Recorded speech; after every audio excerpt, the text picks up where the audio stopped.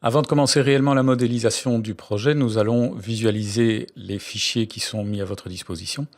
Donc nous allons ouvrir les fichiers DWG dans Design Review pour parcourir le projet simplement et pour que vous preniez conscience du type de bâtiment qu'on va modéliser. Et je vous montrerai également au niveau de la 3D dans SketchUp la volumétrie du bâtiment. Pour vous permettre de réaliser cette modélisation sur base des fichiers, je vais mettre à votre disposition, donc sur le site d'Eleform, certains fichiers qui vont vous aider. Donc vous avez 3 répertoires de fichiers. Le premier s'appelle référence CAO.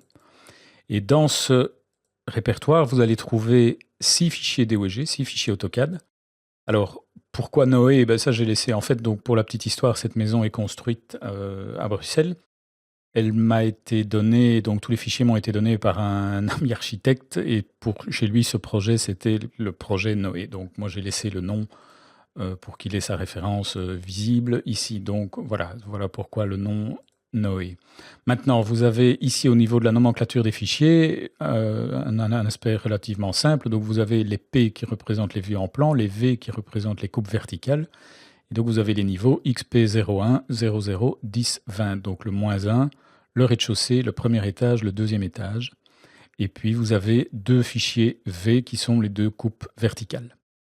Vous avez également le fichier SketchUp qui vous permet d'avoir à votre disposition la 3D du bâtiment. Alors, qu'est-ce que vous avez également à votre disposition? Vous avez 2 répertoires encore. Vous avez un répertoire composant. Alors, vous avez dans ce répertoire des familles Revit que nous allons utiliser dans la mise en place du bâtiment.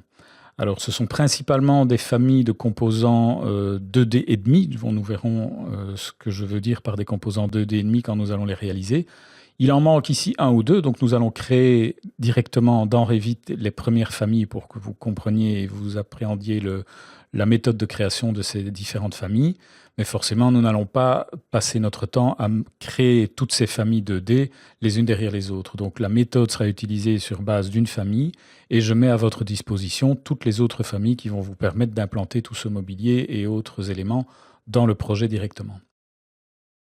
Alors, comme la fin de cet atelier consistera en la réalisation d'images de synthèse dans 3D Studio Max, eh bien, vous avez également un répertoire 3D Studio Max dans lequel vous allez retrouver une bibliothèque de matériaux dans laquelle nous n'aurons qu'un seul matériau, mais voilà, je vous expliquerai plus tard en quoi il consiste. 2 fichiers HDRI qui permettront de réaliser l'éclairage et l'environnement du bâtiment.